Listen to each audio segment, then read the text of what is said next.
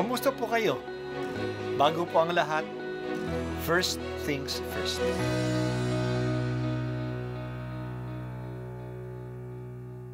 Good morning po. Sinisimulan po natin ngayon ang first things first. At dito po, tinatalakay natin sa unang bahagi ng umaga natin ay ang first readings na binabasa po sa banal na misa. Ito pong tinatalakay natin kasi madalas po kasi marami na tayong alam tungkol sa gospel readings. Pero konti po ang nagsasalita sa first readings. Pero ang first readings, bahagi din po yan ng Biblia, ng banal na kasulatan. Kaya susubaybayan po natin ang mga first readings, basahin po natin at minsan kailangan ng basahin ng 2 o 3 beses bago maintindihan kasi hindi po tayo familiar sa mga istorya at sa mga kaisipan na tinatalakay dito. Ang pagbasa mula sa sulat ni Apostol San Pablo sa mga taga-Roma. Mga kapatid, lubos akong naniniwalang kayo'y puspos ng kabutihan, may sapat na kaalaman at marunong magpaalalahanan. Gayunman, sa sulat na ito'y naglakas loob akong paalalahanan kayo tungkol sa ilang bagay. Ginawa ko ito dahil sa kaloob ng Diyos sa akin na maging lingkod ni Kristo Jesus bilang saserdote sa mga hentil. Ipinangangaral ko sa kanila ang mabuting balita ng Diyos upang sila'y maging handog na kalugod-lugod sa Kanya. Yamang pinabanal ng Espiritu Santo, kaya't bilang lingkod ni Kristo Jesus, may katwiran akong ipagmapuri ang aking nagawa para sa Diyos. Sapagkat ang pinangangahasan ko lamang banggitin ay ang ginawa ni Kristo upang maakit ang mga hentil sa pamamagitan ng aking mga salita at gawa. Sa tulong ng mga tanda at kababalaghan at sa kapangyarihan ng Espiritu Santo. Kaya't sa lahat ng lupain mula sa Jerusalem hanggang sa Ilirico ay ipangangaral ko ang mabuting balita tungkol kay Kristo. Ang hangad ko'y ipangaral ito sa mga dakong hindi pa kilala si Kristo upang hindi ako mangaral sa napangaralan na ng iba. Ganito ang sinasabi ng kasulatan, makikilala ang hindi pa nakababalita tungkol sa Kanya, makauunawa ang hindi pa nakaririnig tungkol sa Kanya. Ang salita ng Diyos. Salamat sa Diyos. Maliwanag kay Pablo ang kanyang misyon. Siya itinalaga ng Diyos upang ipangaral ang magandang balita.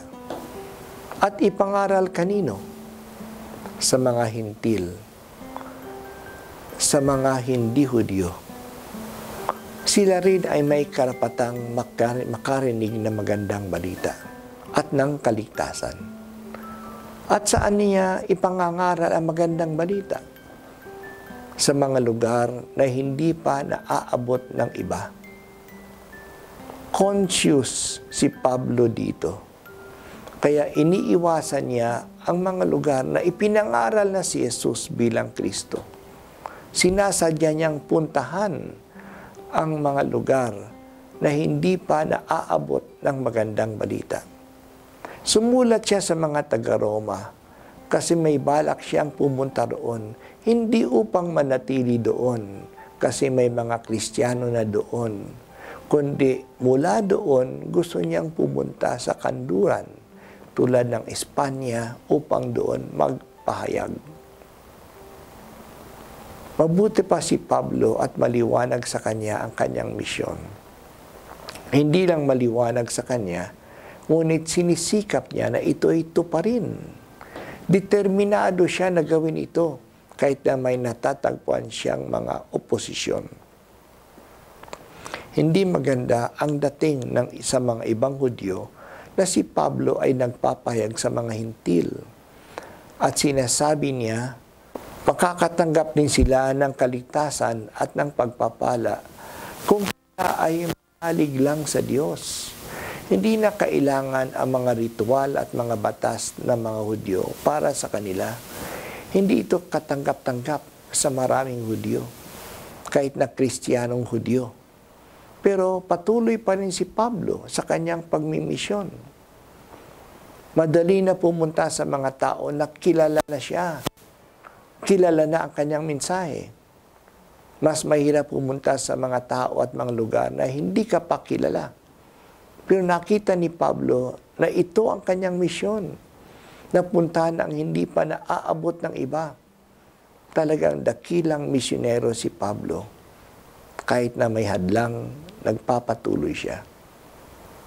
San Pablo, ibahagi mo rin sa amin ang iyong tapang at ang iyong sigla sa pagpapahayag ng magandang balita.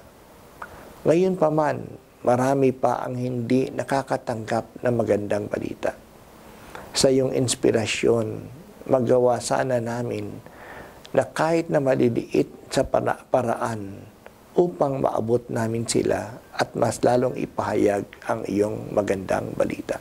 Ang unang pagbasa, at ako po ay si Bishop Broderick Pabilio dito sa First Things First.